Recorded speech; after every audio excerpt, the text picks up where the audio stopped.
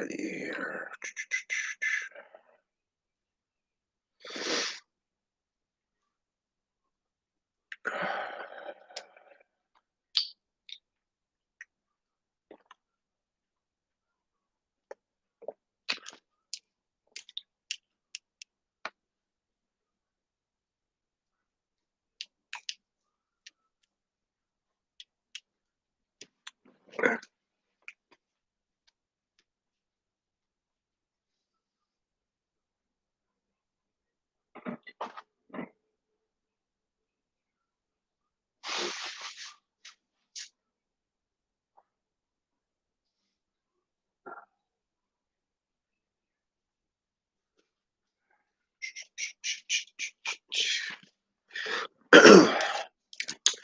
All right, ladies and gentlemen, it is your favorite dark sorcerer, and tonight I am doing a test video here.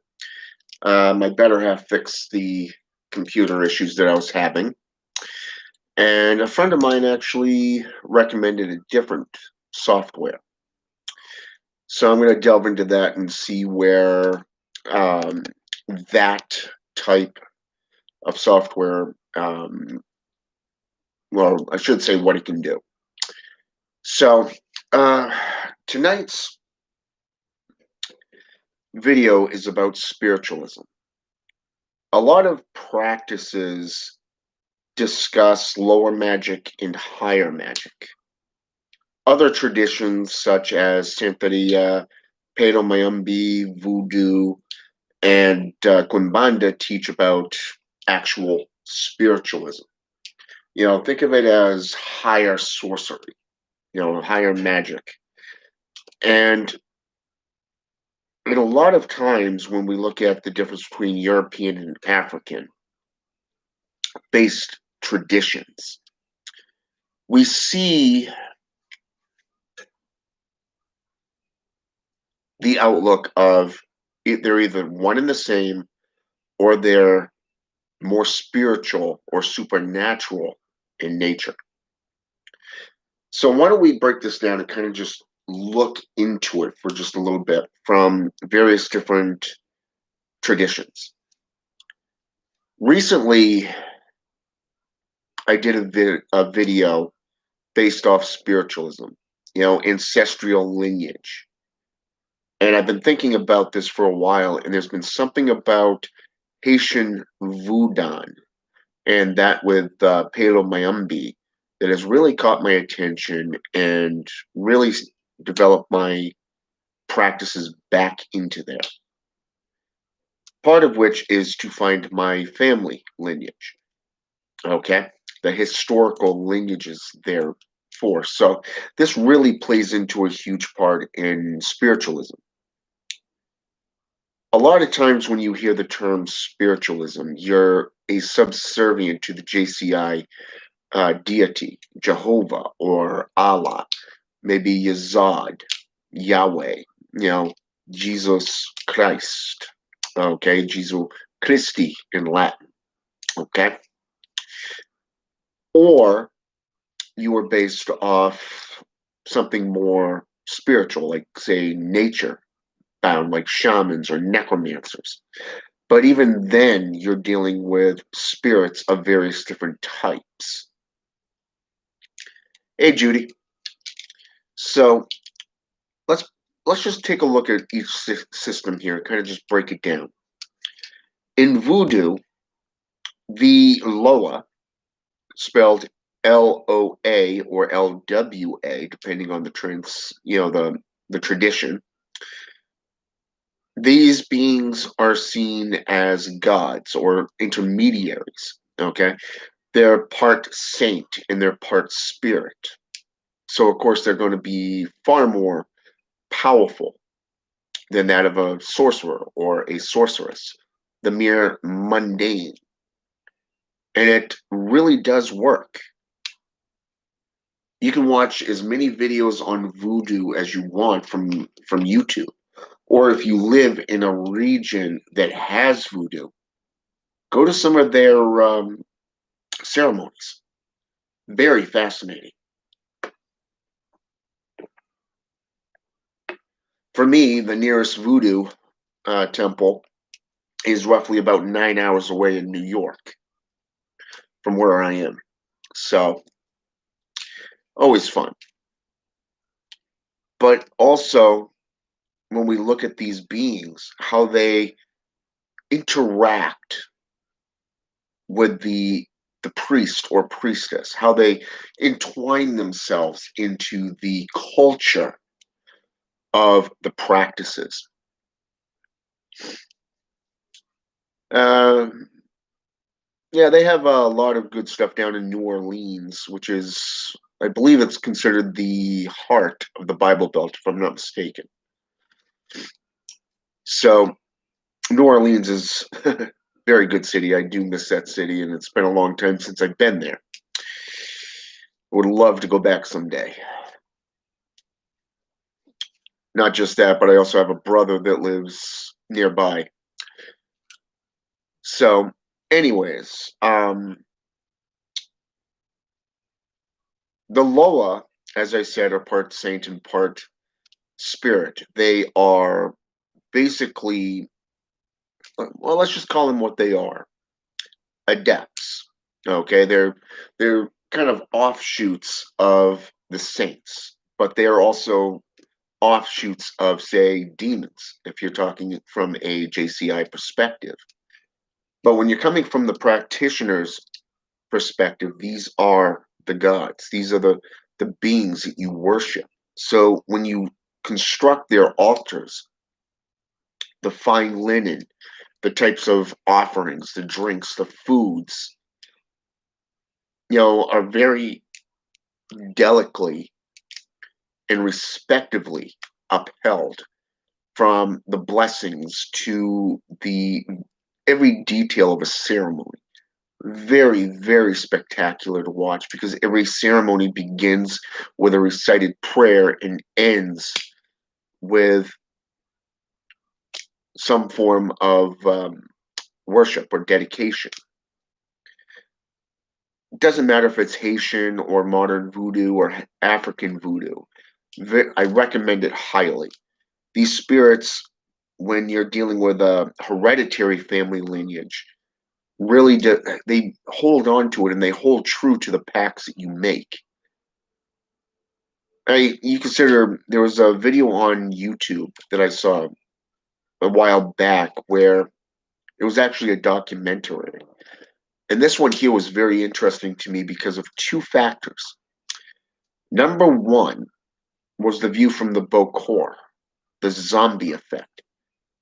A zombie, the guy was literally described as a mummy and brought back to life as a mummy. Therefore, he was viewed as a mummy and held the rights of a mummy. Okay. In this case, he was officially pointed, was officially pronounced as dead, a a leech, okay, a corpse, a vigor mortis being, a cadaver, okay, from a necromantic perspective, okay, and a Bokor brought him back to life as a servant, and then just cut him loose. So the village and the word got around that there was a living relative back from the dead. And the government literally officially recognized him as a living zombie. Absolutely amazing. Goes hand in hand with the zombie powder myth, which is actually a true powder, by the way.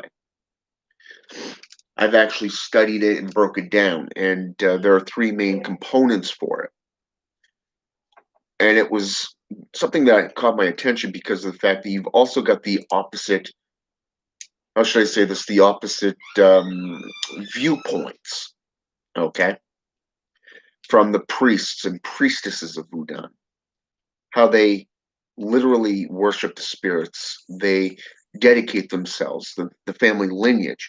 There was a medicine man whose daughter was supposedly supposed to follow in his footsteps as a medium, a seer. And he blatantly, flat out denied this right, okay? His daughter fell into a coma for days. The village prayed over her, and finally he receded to the Loa, and the Loa revived her, and she became a medium, a spiritual leader within her community, just like her father. When we look at demons within Satanism or that of the JCI reversals, we see how demons are considered baneful, harmful. We see how they are considered to be evil. They bring death, destruction, they bring plagues, okay? But you consider in European lore, especially folklore, the Elven, also known as the Drelith, okay, the Elven, literally the Black Elves, were associated in the same manner through Scandinavian lore, Germanic lore, Scottish even.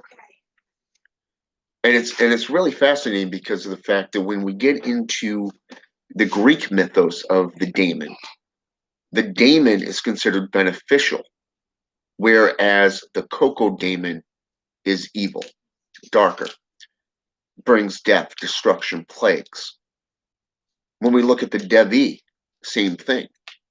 You have those that are good and plentiful to the mankind, those that are evil, destructive. In occultism, demons are considered to be protectors, knowledge givers, much like the fallen angels. Okay. And I do apologize that my son decided to he needed to go. So, but anyways, carrying on, we see the mythos of the Lick, immortal beings, sorcerers who became immortal through spells and rituals, like Koshi or Kechi Koshi. I'm not sure how to pronounce it. It's one of those Russian names, and he was considered to be an immortal Lick. A friend of mine, posted a video about him from YouTube, and I actually did some research today on him while I was out at my mother's. Very, very interesting folkloric story behind this being. How he cast a spell on himself to become immortal. And that whole soul in a box in a chicken, and so forth, was actually put into play. And he went after a prince and his wife. And it was a long, drawn out story that dealt with a spiritual journey, much like stories behind Ereshkigal, Persephone, Astarte, and their descent into the underworld, or that of, say, Homer's Odyssey, Ulysses, that of Hercules, okay, the seven trials of Hercules and such. The spiritual journeys are not just metaphors, they are ways of purification, just like magic. They help you grow as an individual. And when you're working with spirits, it doesn't matter if it's angelics, it doesn't matter if it's the Ugan or the Loa, demons, the Jinn. One thing is very well manifested throughout this backdrop is that these spirits have a way of mingling in our lives. They have a history of teaching us and guiding us within our studies, our practices, and most importantly, our spiritual development. Those of you who have had a strong connection with your patrons, be it Asmodeus, Astarte, or Astaroth, Satan, Lucifer, Beelzebub. I can tell you that since my working about a few weeks back with Beelzebub, no matter where I go, There's been a lot of flies just hanging around. So there's definitely that connection, and you know that connection's there because they're always wherever you are. If you're at work or you're at home, that spirit is there and they're manifesting themselves through their incantations, their very images that they're known by. Baba Yaga was a witch, a very powerful witch that became a myth and then became a story, a deity, and then became a story, a mythos, just like Kochi, which is Koschei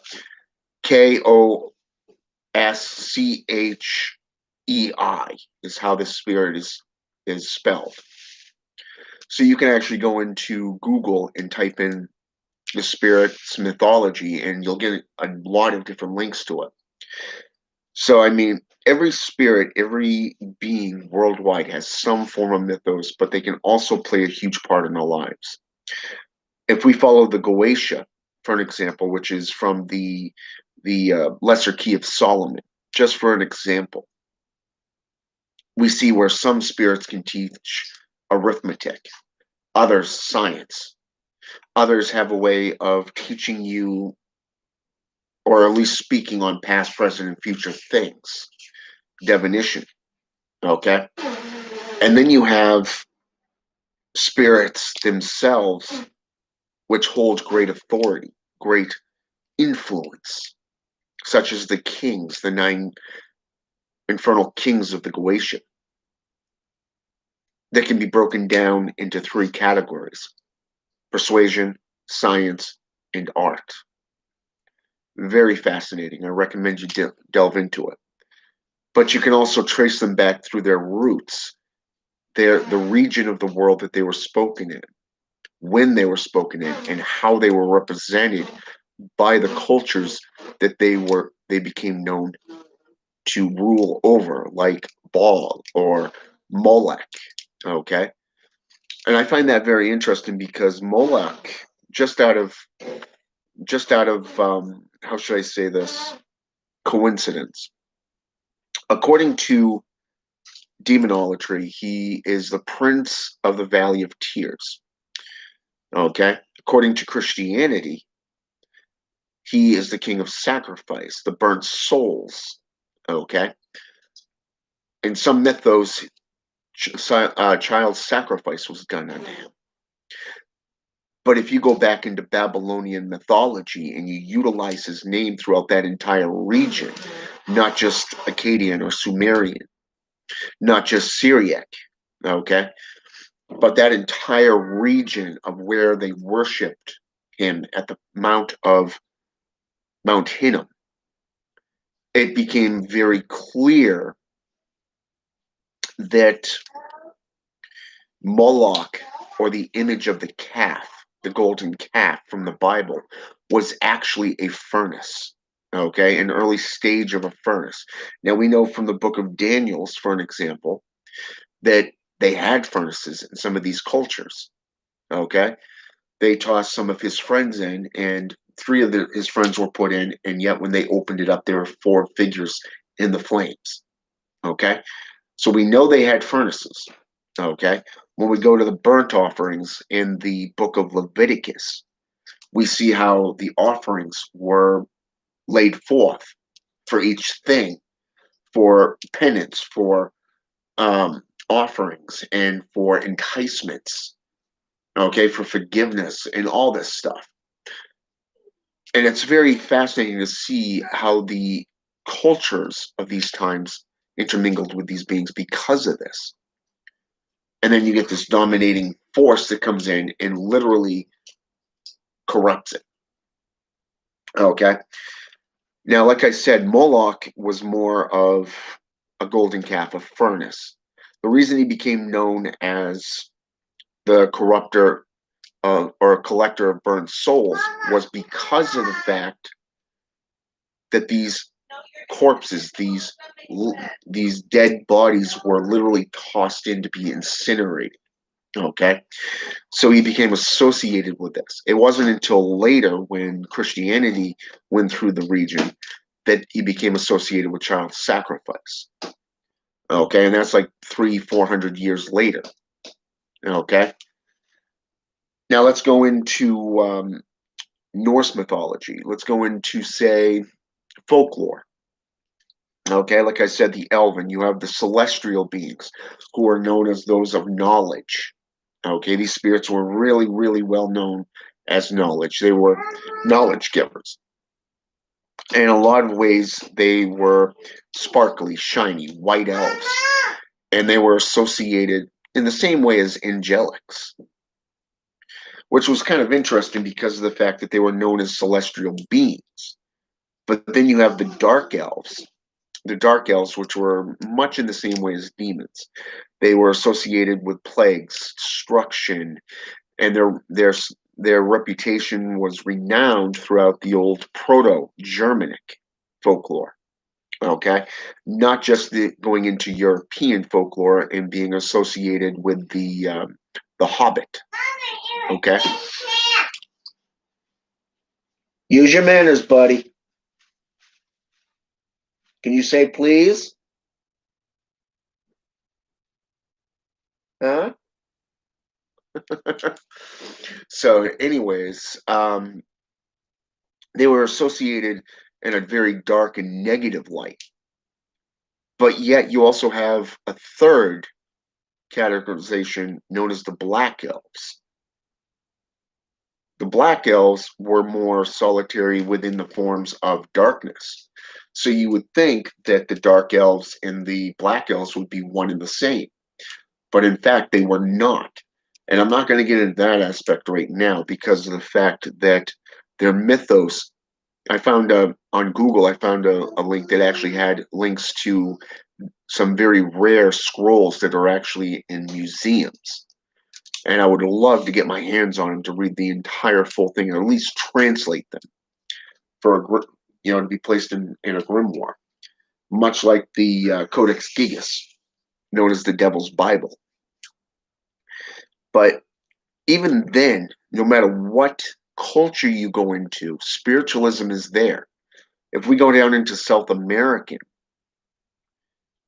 we see the shamans, the medicine men, yet again, just like you would in African traditions. They were healers, they were counselors, they were priests, they were herbalists. They represented both the mundane or the physical, and they represent the spiritual. So that in fact, they were actually emissaries to the spirits for the people. And you look at the Inca province, or you look at Brazil, for an example, the temples, the doorways that were manufactured, that were said that you could go through to the city of the gods. How did they get this knowledge? How did they get this idea that you can transcend the veil and associate with the spirits themselves? Just think about it for just a few minutes. I want you to think about this because those of you who know how to astral project know that you have a spiritual altar that you can go to, that you can commune with the many spirits. The commonalities of Arachne in Greek, or the spider mother of Native Americans, okay, who are known as the mother figures, the arcane feminine archetypes who became the creators of the species. Okay, much in the same way as Lilith. She became known as the night hag, the concubine of both Satan and Samael. But yet she seduced men. She became known as a succubus, a succubi, so to speak. She tempted mankind. She influenced mankind's minds, killed infants, according to the lore. But yet, in the old lore, if you actually read the scriptures, she was also Adam's first wife, not Eve, but Adam. Okay, Adam and Lilith. And there's a lot of context that there's a lot of duality in this context because of the fact that if you type this in underneath YouTube, just as an example, you're going to find two examples of this. Is she an angel or is she a demon? Okay. Is she an angel or a demon? But yet, if you go into vampiric lore, she's considered the queen of all vampires. If you go into demonology, she's the mother of all demons. You see how mythos changes over time, which is why it's really important to go back into the old myths, the old legends, the old wives' tales and folklore to find the answers of where these names originated and how they were originally seen. You know, one of the more popular ones that I like researching the most is the old demons. You take Baal for an example. I mentioned Baal, okay, and how he was related to the Goetia, specifically the Nine Kings, okay. But here's the kicker: did you know that his parent was Dagon? Dagon was known as the serpent of the deep, a Chaldean deity, okay. But what was ironic about this is that Dagon, according to demonology, has no rank. No rank. But yet is in the higher echelon of the underworld. Ironic, isn't it? But yet here's the kicker. The Chaldeans became the Canaanites, and the Canaanites became modern day Lebanon. Whew, love that little history lesson there. Very fascinating, isn't it? And yet the Chaldeans ruled the seas for 1,000 years because of the fact they were the first map builders. They placed maps on their coins, their currency, which only 100, from what I understand, exist today within museums. They mastered the Polaris star, basically sailing by night, and they had the largest trade route ever to be recorded. Not to mention, they created Stonehenge both in England and here in North America, namely Salem, New Hampshire. And ironically, their capital city in Beirut ends, not only begins on a major ley line, but goes through Stonehenge in England and ends in Salem, New Hampshire. Fun fact. So you can see where these beings not only influence your thoughts, help you prosper, or in the more darker traditions, can even be baneful. Spirits can be temperamental, or they can be beneficial.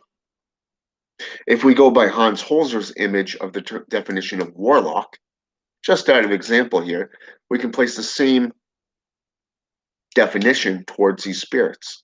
Depending on their nature, they can either harm or heal. They can either allow you to prosper, like the Greek definition of daemon, or the cocoa daemon in destruction, in darkness. Angels versus demons. Doesn't matter what system you are in, you're going to see the same definition of spiritualism. But this is the other type of definition that I want you to understand right here, is that sometime in your career as a practitioner, you're going to put what you learn about these spirits into a grimoire. You're going to record those that you have a beneficial relationship with. And you're going to start taking spiritual warfare seriously.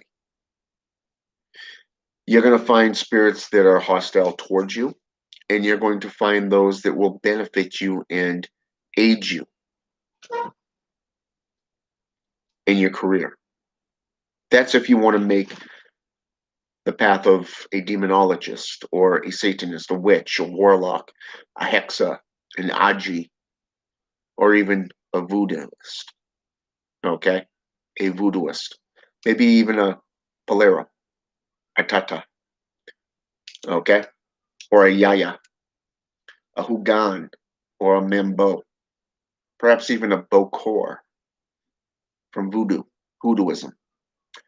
Pero mayambi, santeria, witch, warlock, witchcraft.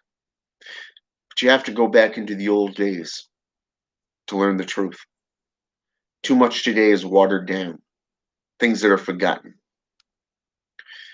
I used to go by modern day things, modern day resources, until I tapped into a system that literally opened my eyes.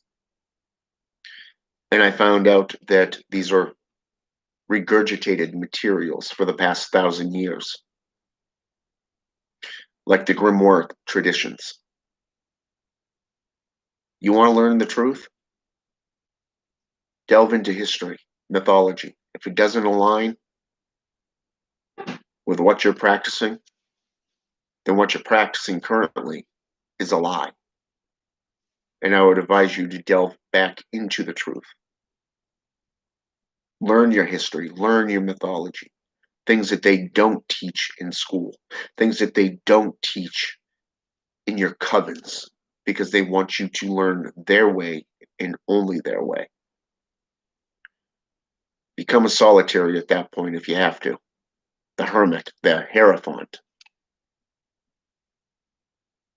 But you are the only one who can take the reins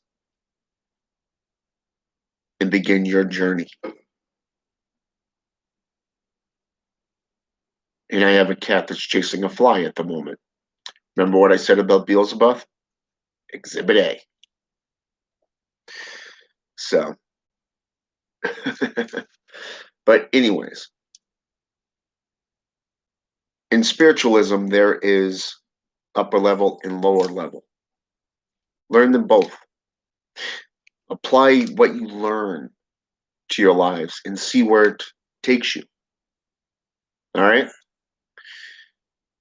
And Lolan, I do not work with Gog and Magog. Never had the honor in that one. Just to let you know. Judy Carter.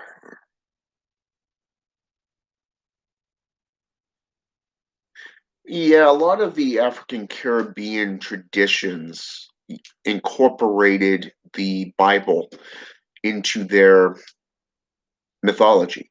That's one of the things about Voodoo that I found interesting. It's one of the things that how should I say makes it highly adaptable.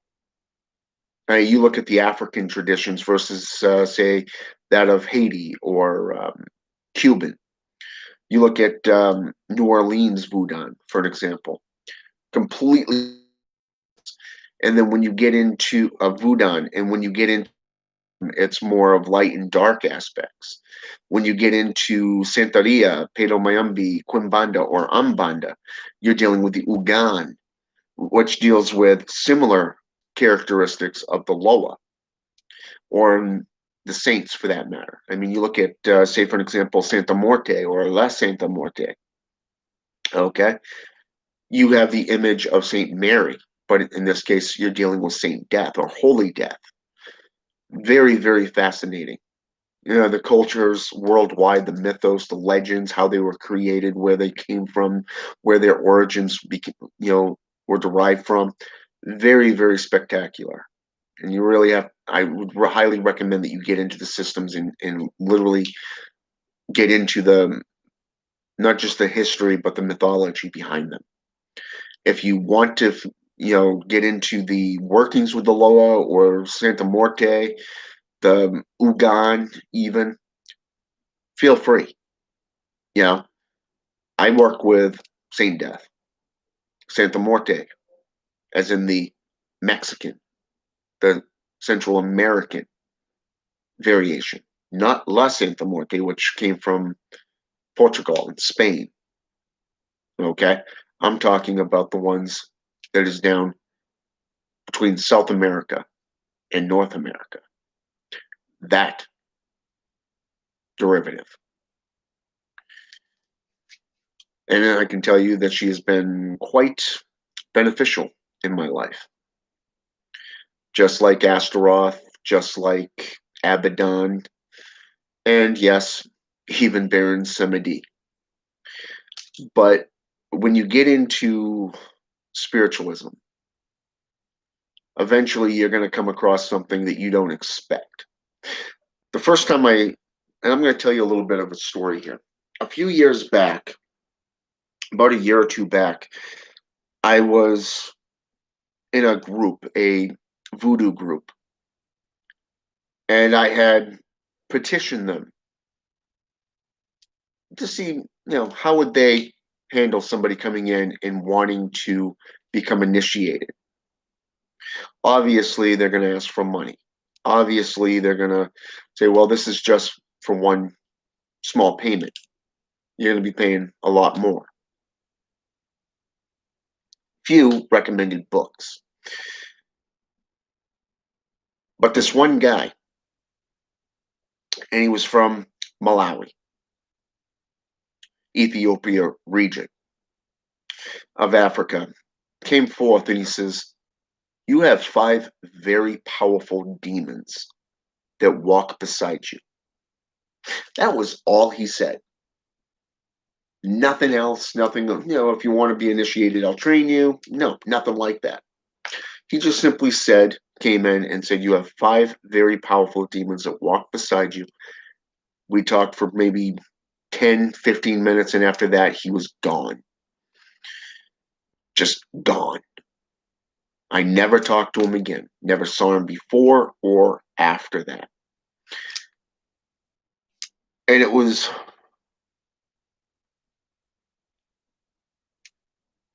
mind-boggling because I know a witch that lives down by Missouri,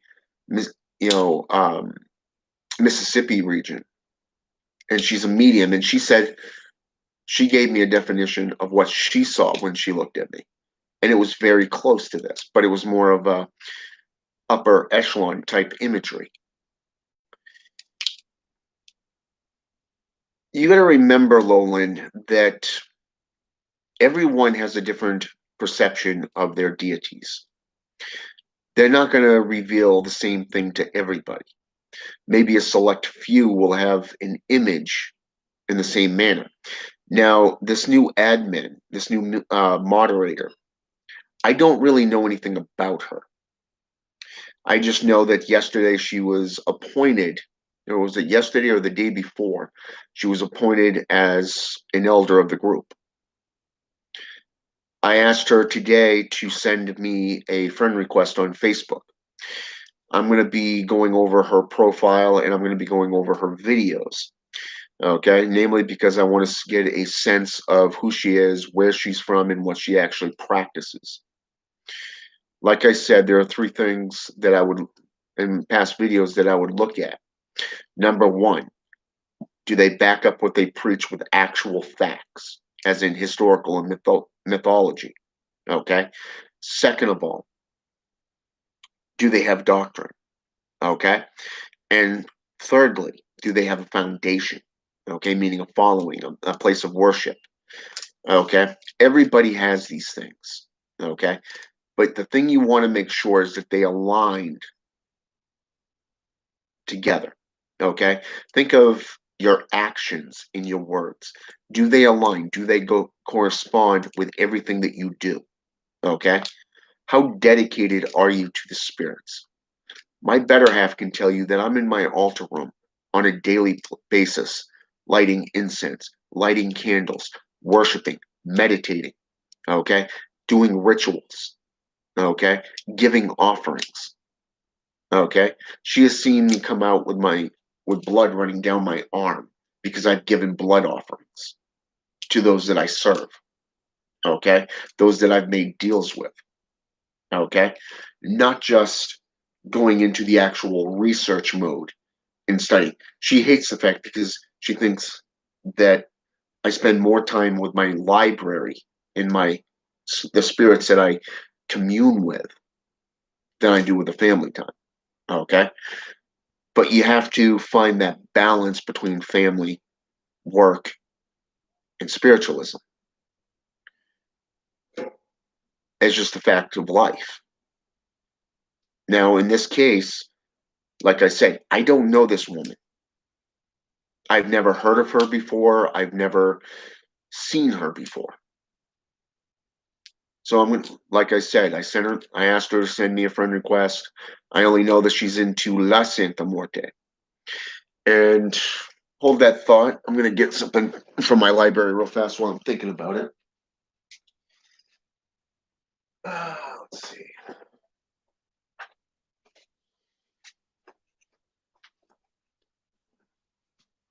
All right. Now,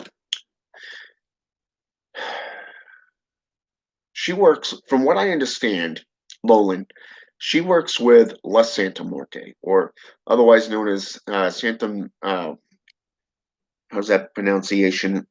Santa Mismo. Okay. And that comes from this one here. Okay. La Santa Muerte. And this book here by Thomas Prower, okay, Prower, goes into a lot of mythology and a lot of history behind this practice, where it comes from Spain and Portugal, okay? And he also gives a lot of white light spells from herbalism to actual spells of how to bring a lover, to find love spells, to just, the basic lighter type path working. Sympathetic magic is what it's referred to. Okay.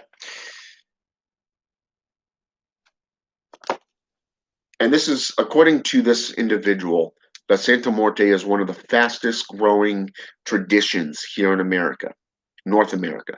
Just like Voodoo, just like Santa Muerte, just like Palo Mayombe. Okay. A lot of these African Caribbean traditions are pretty quick to adapt to new regions. Now, the one that I found personally to be more beneficial is by Sophia de Gregorio, and she wrote The Grimoire of Santa Muerte, Volume 1 and 2.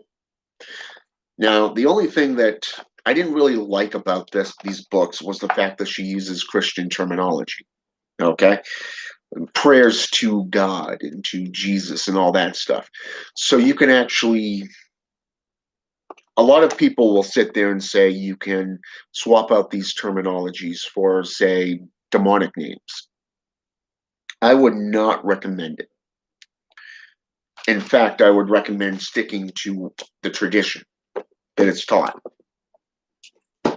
depending on the region that it's coming from.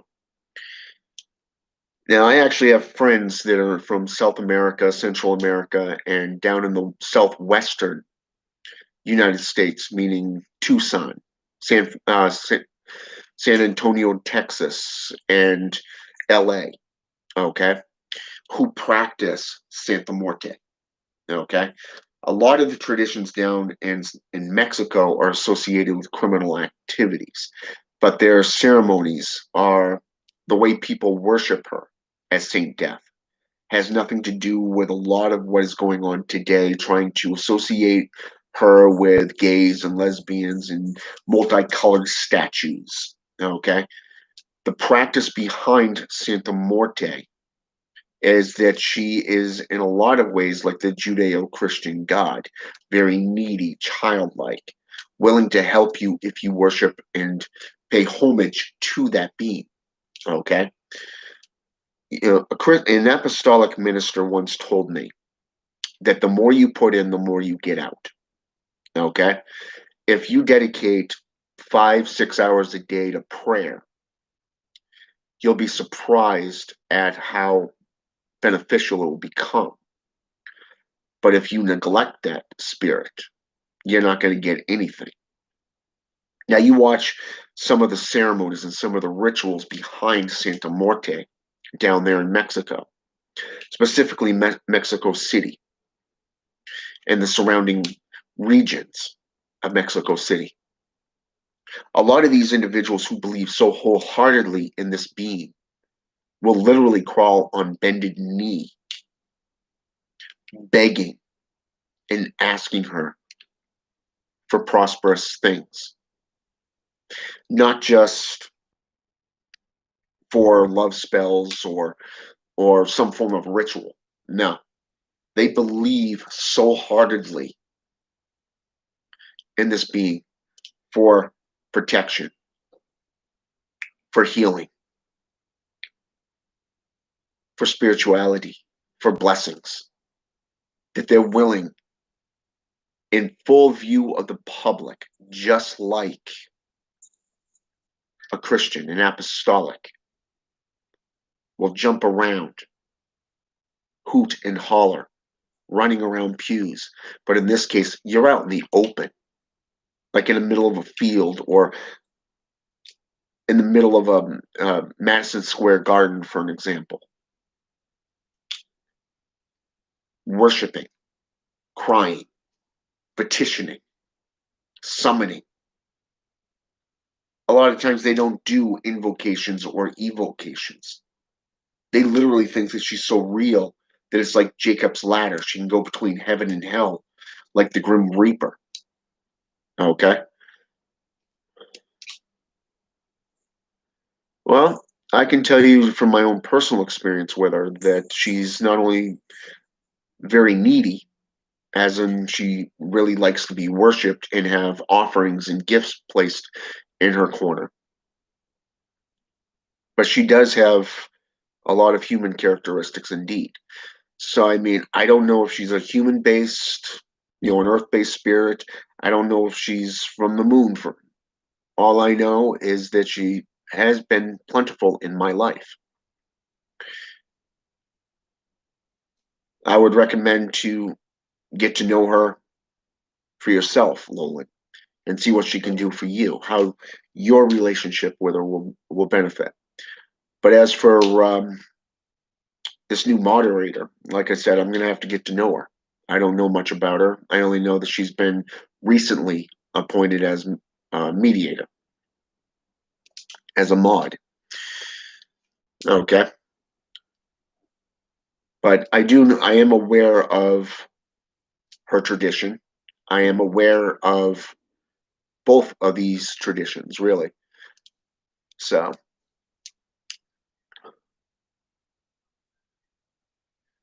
well, I recommend Hecate to just about everybody, namely because of the fact that Hecate is the goddess of witchcraft. She's the goddess of the underworld. She is the goddess of ghosts. Really goes well with necromancy, witchcraft, sorcery, just like Circe in that department.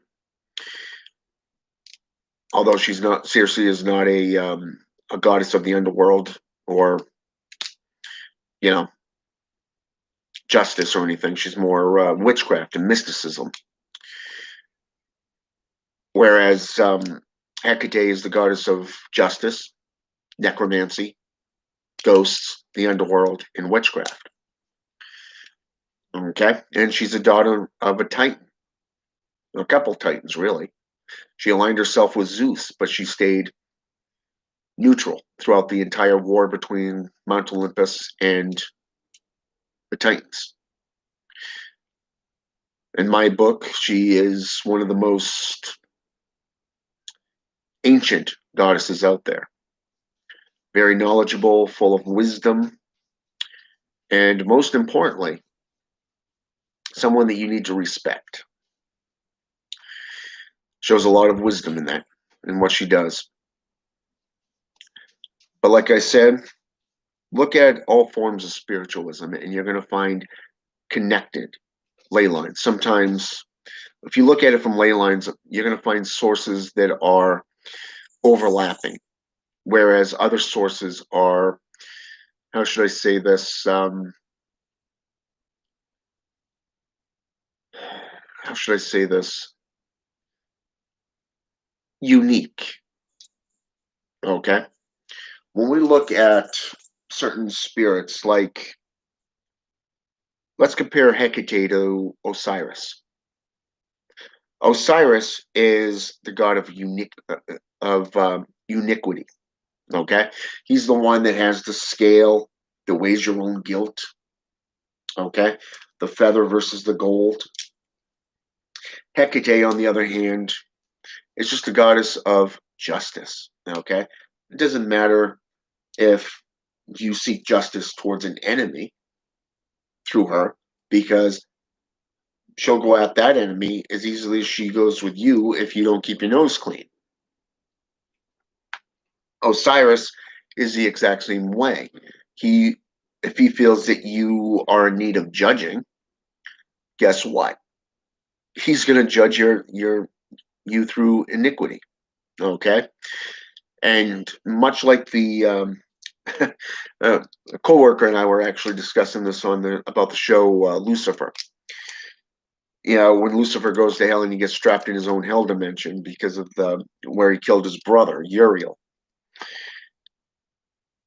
What's ironic about that is that it became about his iniquity. It became about his own guilt. And once he freed himself of that guilt, he was able to move on and leave that room.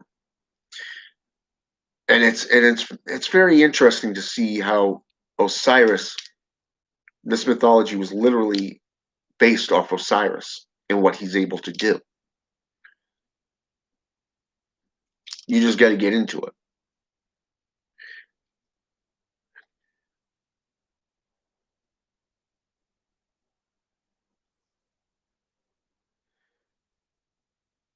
Yeah, I'd recommend giving it a try a little bit because neither have I. But then again, I haven't come across any research or any texts that say that they actually knew each other. So who knows? Maybe it goes further back. I don't know. I You'd have to see for yourself. No, maybe I'll call both of them forth and see what happens. But if the state of Maine goes kablooey, not my fault. Just saying. But anyways, spiritualism comes in many forms. Spirits have a way of working in our lives, and spiritualism doesn't just apply to spirits either. When we as practitioners, when we as people get into religion, it doesn't just reduce stress, it doesn't just bring us into harmony with ourselves, it creates a balance factor. And that's something that really goes hand in hand with spirituality because you have a place to direct that focus. You have a way through necromancy to call forth your ancestry, your loved ones, perhaps even a spirit for asking questions about the future, what's going on in your lives presently. You have a way of working through questions with cartomancy, for an example. Same exact thing is still spiritualism. You're dealing with a form of divination, a form of conjuration, because you can call forth spirits to help you in that matter. There's so much that you can do just through spiritualism alone. And it's really ironic because Ashira, for an example, a goddess, she was a practitioner of witchcraft. She influenced numerous cultures, and yet her mythology goes from Africa all the way up into Greek, even Mesopotamian. So you see where some travel beyond their borders. Baal and Moloch was just another couple. The story of Leviathan, for an example, same thing. You have the ancient dragon Dagon, Tiamat from the Necromaicon. You have Shirazan. You have Corzon, and now modern day Leviathan. So I mean, there's a lot of things that a lot of beings just seem to either get incorporated into other systems, or they were already in these systems. They were just more defined. A lot of these goddesses are the same way, such as Hecate or Santa Morte. Santa Morte or La Santa Morte, they could be the same beings known by two different beings. Who knows? I don't practice La Santa Morte. I practice Santa Morte. And like I said, this new moderator or mediator, I should say, I don't know her. So I'm going to delve into her works tonight and over the next few days and see, and just keep an eye on her and see what she does, see what she brings to the table. And who knows? Could be something that we all can learn from. Time will tell. But for now, I'm going to call it a wrap. All right, I'll be back in a couple of days for a whole new video. Until then, keep researching, keep studying, keep practicing, keep experimenting, and don't accept established norms. All right? Have a good day, good night, wherever you are in the world. For me, it's like 11:27 p.m. All right? I hope this has been enlightening. I hope it's been educational. And until next time, Agios Satanas.